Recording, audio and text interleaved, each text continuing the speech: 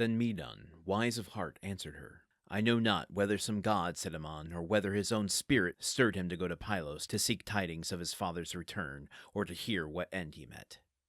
He spake, and departed through the house of Odysseus, and on her fell a cloud of consuming grief, so that she might no more endure to seat her on a chair, whereof there were many in the house. But there she crouched on the threshold of her well-builded chamber, wailing piteously, and her handmaids round her made low moan, as many as were in the house with her, young and old. And Penelope spake among them, pouring forth her lamentation. Hear me, my friends, for the Olympian sire hath given me pain exceedingly beyond all women who were born and bred in my day. For erewhile I lost my noble lord of the lion heart, adorned with all perfection among the Daunians, my good lord, whose flame is noised abroad from Hellas to mid-Argos. And now again the storm winds have snatched away my well-beloved son without tidings from our halls, nor heard I of his departure. Oh, women, hard of heart, that even ye did not each let one thought come into your minds, to rouse me from my couch when he went to the black hollow ship, though ye knew full well thereof. For had I heard that he was purposing this journey, verily he should have stayed here still, though eager to be gone, or left me dead in the halls. Howbeit, let some one make haste to call the ancient Dolius, my thrall, whom my father gave me ere yet I come hither, who keepeth my garden of trees. So shall he go straightway, and sit by Laertes, and tell him all, if perchance Laertes may weave some counsel in his heart, and go forth and make his plaint to the people, who are purposed to destroy his seed, and the seed of godlike Odysseus. Penelope is flailing a bit. Can we blame her? I certainly can't imagine myself in her situation. So many tragic things and oppressive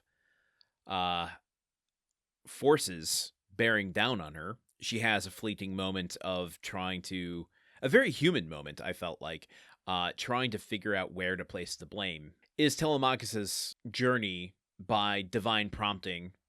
Did the gods send him away, or is it just youthful resolve and rebellion that made him leave? That always seems to be when someone encounters grief of this level.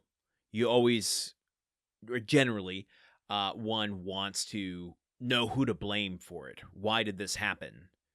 But she quickly pivots, and she goes through a flurry of emotions in this passage, which is impressive, because she goes from that to like almost an anger at all of her handmaidens, saying, let me pull the line out exactly. O woman, heart of heart, that even ye did not each one let the thought come into your minds to rouse me from my couch when he went to the black hollow ship, though ye knew full well thereof. Like saying, how dare y'all for not telling me that this guy went away? Certainly, listen, it's not explicit in this book yet.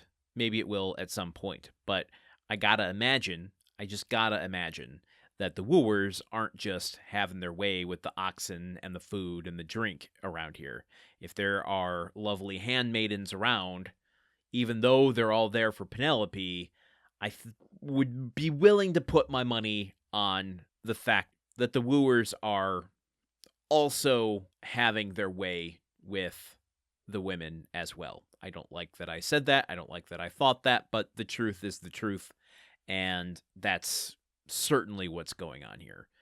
Because it's not mentioned, and I don't want to go too deep into it, because I certainly don't know the extent, and I just want to be respectful, but, we call them handmaidens, but they are slaves. They are people owned by the house of Odysseus to, do their work around the house. I mean, they are there to serve Penelope. So it's a tragic, uncomfortable, and deeply disturbing fact that they are probably seen as property that the wooers differentiate no more than other provisions in the place. Certainly not something I subscribe to. I hope that's very clear. I'm just trying to paint out like the times in which this was happening. Like, that's certainly what's going on here. So I say all of that to say that the handmaidens are certainly closer in proximity to the wooers than Penelope is, whether they want to be or not. So they would know all of the goings-on in the house of Odysseus far before Penelope would. Though, to be fair to them, would they know? Because clearly Antinous didn't know, and Eurymachus didn't know.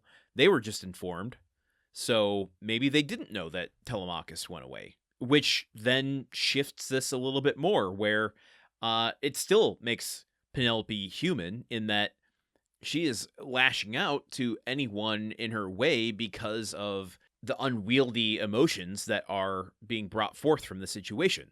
Maybe the handmaids are completely innocent here. We're going to have to live with that uncertainty because we don't know one way or the other. But most importantly with this passage, as we round it out, is that she is now, Penelope, is now saying, I believe to Medon, this has gone on far enough.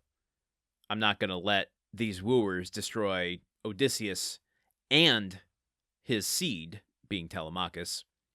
Go to Laertes and see if he will provide some counsel. Now, Laertes is an old man at this point. He could probably only provide advice. He has done his part in siring a hero who was Odysseus, and he's gone, and therefore we're in the situation we're in. But Laertes may perhaps have an ally or know of someone that Penelope can appeal to. Come and protect Ithaca in the absence of my son, in the absence of my husband, or come and protect my son from this evil plan that is being hatched against him. I don't know. Sorry, I tend to speculate sometimes, and I don't know that that's where we're going. I'm not trying to mislead you, but maybe that's what Laertes can offer. Or maybe not. Maybe he's just an old man who doesn't know one thing from another. I guess we'll find out as we close the gap between Book 4 and Book 5. So only 3 episodes left. Join me here tomorrow as we get closer to the end. Okay, goodbye. Odyssey is part of the Gruntwork Podcast Network. The show is produced, edited, and hosted by Landon Solano. The original text of The Odyssey, written by Homer. Theme song by Neuroflow. You can support this show and other shows like it by going to patreon.com/gruntworkpod. Thank you for listening. See you tomorrow.